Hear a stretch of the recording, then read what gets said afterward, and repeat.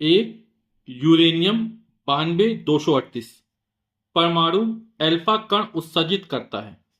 यदि किसी क्षण अल्फा कण विकटित परमाणु के केंद्र से 9 गुणे 10 की घात -15 मीटर की दूरी पर हो तो अल्फा कण पर कितना बल कार्यरत होगा।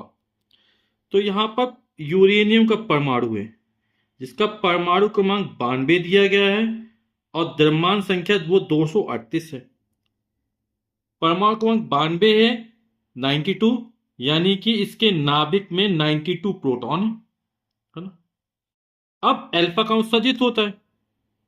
अल्फा कण जो होता है वो 2 प्रोटॉन और 2 न्यूट्रॉन से मिलकर बना होता है, यानी ये हीलियम का नाभिक कहलाता है। तो यहां से एक अल्फा कण निकला नाभिक से, एक परमाणु से निकला, तो परमाणु क्रमांक 92 यानी 92 प्रोटॉन है। अब 2 प्रोटॉन इससे कम हो जाएंगे, यानी कितने बचेंगे? 90 बचेंगे, है ना। यानी यहां पर एक परमाणु जो यूरेनियम का है, इससे जब एक अल्फा कण निकलेगा तो यहां पर 92 प्रोटॉन थे, 92 में से 2 कम हो जाएंगे तो 90 प्रोटॉन बचेंगे। यानी ई क्यों लिख दिया? क्योंकि इलेक्ट्रॉन और प्रोटॉन पर आवेश के परिमाण समान होते हैं, प्रकृति विपरीत होती है ना। इलेक्ट्रॉन पर ऋणावेश होता है तो प्रोटॉन पर धनावेश होता है, लेकिन परिमाण दोनों के समान होते हैं। 1.6 इंटू 10⁻⁻19 कूलम। तो अल्फा कण निकला, तो अल्फा कण पर कितना आवेश? इस पर Q1 मान लिया, 2e यानी 2 प्रोटॉन के बाद धनावेश मान लेंगे, ठीक है। तो यहां पे Q1 Q2 पता चल गया। अब कितना अल्फा कण विकटित परमाणु केंद्र से इतनी दूरी पर है, यानी 2 आवेश के बीच की दूरी कितनी थी? 9 गुणे 10 की घात -15 मीटर की दूरी हमको ये दी गई है। अब कितना बल कार्यरत होगा, है ना। तो यहां पर जो बल लगे वो स्थिर वैद्युत बल लगेगा और उसकी वैल्यू किससे दी जाएगी? कूलाम के नियम से निकलेगा।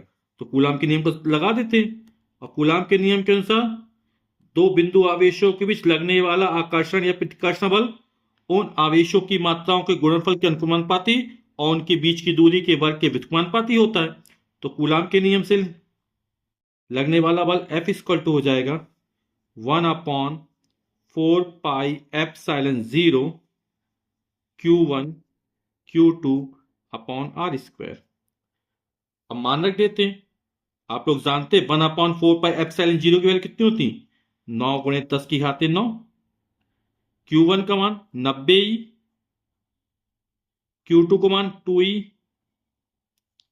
और बीच की दूरी है 9 गुणे 10 की घात -15 का होल ऑफ स्क्वायर। अब देखते हैं यहां पर 9 है गुणे 90 गुणे 2 गुणे 10 की घात 9, ई गुणा ई की पावर 2, और ई का मान रख देते हैं 1.6 गुणे 10 की घात -19 कूलाम का आवेश होगा, और ई 2 बार है तो घाते 2 कर दी।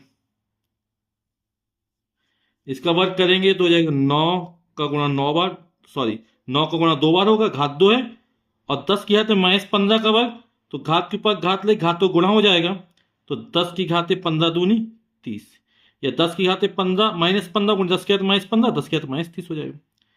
9 1 कम 9, 9 से 1 कट जाएगा और ये 10 बार जाएगा, ठीक।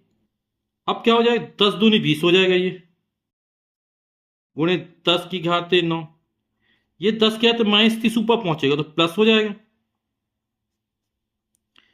1.6 का वर्ग 16 का वर्ग 256 होता है, तो 1.6 का 2.56 हो जाएगा, और 10 की घात -19 का वर्ग 19 दूनी 38 माइनस। अब 2.56 256 दूनी 512 हो जाएगा, 0 2 अंक पर दशमलव लग जाएगा।